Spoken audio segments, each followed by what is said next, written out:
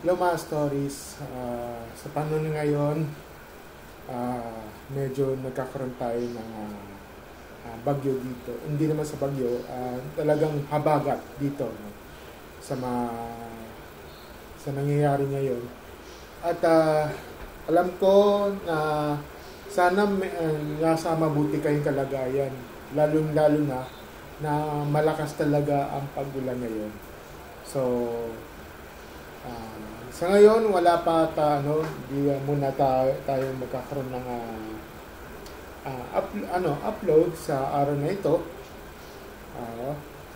Kung if ever bukas o makalawa, baka magkaroon tayo ng topic para sa video nito. So for now, wala muna tayong bagong video po ngayon. Exit lang ito. So, you have to, keep safe. Sana nasa mabuti kayo. Alam ko, yung iba na talagang nabahan kayo,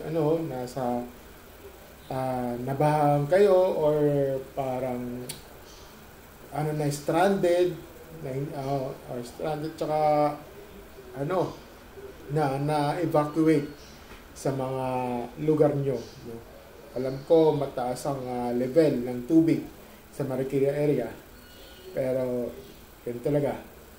Ang tanging way na lang talagang kung may evacuate na kayo.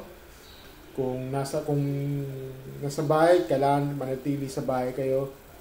At yun lang masasabi ko. At saka sana maging ligtas tayo mga stories, no?